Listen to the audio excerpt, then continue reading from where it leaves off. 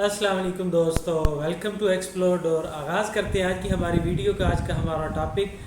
जो कि है बैंक स्टेटमेंट कैसे हम बनाते हैं, कैसे बैंक स्टेटमेंट विज़िट वीज़ा के लिए मेंटेन करते हैं। क्योंकि हम किसी भी कंट्री का जब विज़िट वीज़ा अप्लाई करते हैं तो सबसे पहले जो रिक्वायरमेंट्स लिखी होती है वो होती है बैंक स्टेटमेंट की।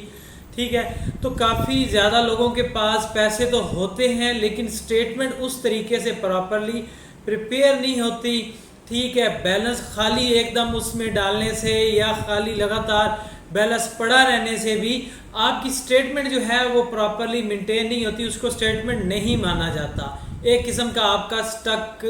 अकाउंट जो है वो माना जाता है। तो इसलिए आज मैंने सोचा इसके ऊपर वीडियो बनाई जाए ताकि आप सब लोग, क्योंकि अभी न्यू ईयर पे काफ़ी लोग जो है वीज़ा अप्लाई करेंगे, आप लोग वीज़ा अप्लाई करने से पहले ये चीज़ चेक कर लेंगे कि आया हमारी बैंक स्टेटमेंट वाकई सही प्रॉपरली बनी हुई है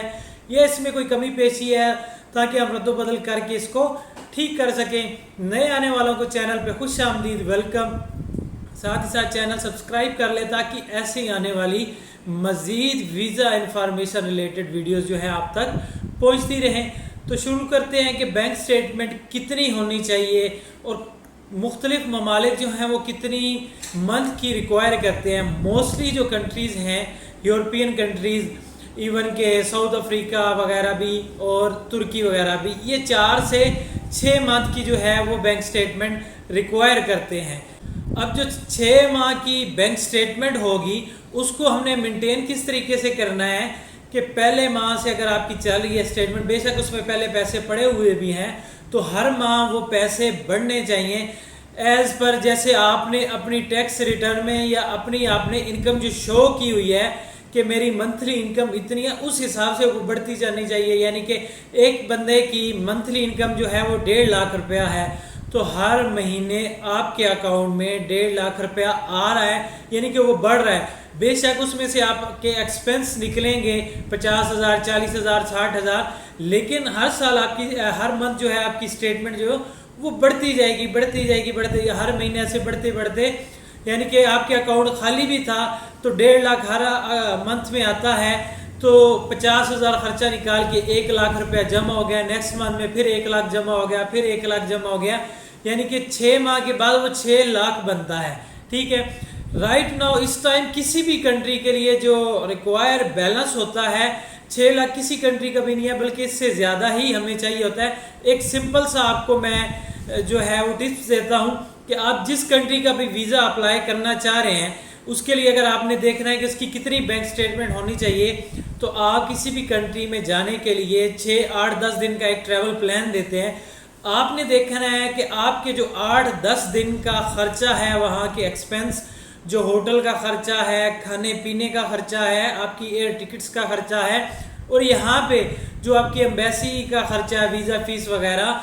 उसका आपने 2 से 2.5 गुना ज़्यादा पैसे रखने हैं। यानी कि वो खर्चा अगर बन रहा है आपका 2.5 लाख, 3 लाख, 4 लाख, 5 लाख, तो 5 लाख का जो है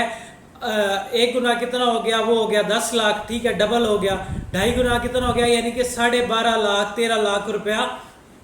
आपके अकाउंट में होना चाहिए, ताकि जब आप अपनी स्टेटमेंट शो करते हैं तो जो इन्वेस्टर होता है या जो बंदा आपकी फाइल देख रहा होता है उसको समझ लग जाती है कि हाँ यार, इस बंदे के पास इतने फंड्स अवेलेबल हैं, ये आसानी से अपने सारे अखराजात भी उठा लेगा और प्रॉपरली दोबारा अपने टाइम पे ये वापस आ जाएगा, क्योंकि इसके पास इतनी सेविंग पड़ी हुई है, वहाँ रहने की इसको ज़रूरत नहीं है, यहाँ ही इसका एक अच्छा बिजनेस चल रहा है, कारोबार चल रहा है या अच्छी जॉब है। ठीक है, तो बाकी स्टेटमेंट आपने मज़ीद इसको बेहतर कैसे करना है, आप हर महीने के अपने बिजली के बिल, गैस के बिल या मुख्तलिफ जितने भी बिल्स हैं आपके PTCL के, वो आप अपने अकाउंट से भरे। आप उसका ऑनलाइन जो है ATM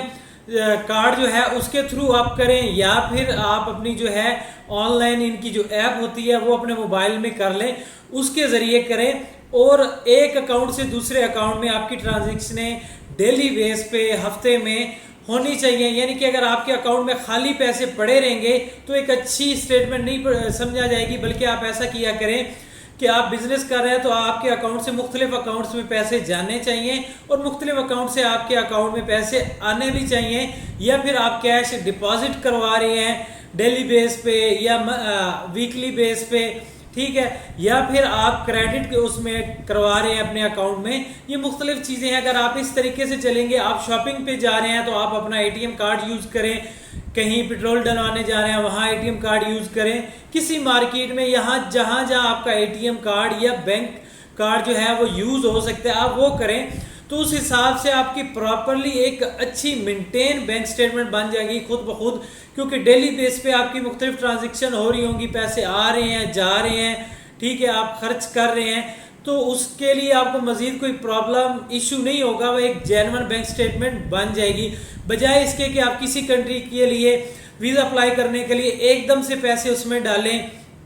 तो वो क्या होगा, वो डाउटफुल हो जाएगा कि यार पहले तो इसके 2, 4, 5, 6 महीने जो हिस्ट्री है, इसलिए वो 6 मंथ की बैंक स्टेटमेंट ज़्यादातर रिक्वायर करते हैं कि 6 महीने की जो हिस्ट्री है वो चेक करते हैं कि वाकई इसके अकाउंट में पैसे आ जा रहे थे, क्या ये वाकई प्रॉपरली बिजनेसमैन है, इसके वाकई पैसे इतने आ जा रहे हैं, सही वर्किंग में इसका अकाउंट चल रहा है। जब आप एकदम से उसके अकाउंट में पैसे डालते हैं, डाउट हो जाता है कि यार इसने खाली वीज़ा अप्लाई करने के लिए ही पैसे डाले हैं। तो इन सब चीज़ों से बचने के लिए एक प्रॉपरली अच्छी बैंक स्टेटमेंट आप खुद आसानी से बना सकते हैं। और एक चीज़ ये भी याद रखें कि जब आप नया अकाउंट बना के किसी भी कंट्री का वीज़ा अप्लाई करना चाहते हैं तो कम से कम वो भी 6-8 महीने पुराना होना चाहिए, जिससे ये लगे कि आप खाली वीज़ा अप्लाई करने के लिए ये अकाउंट नहीं बनाया, बल्कि आपका प्रॉपरली इससे पहले का यूज़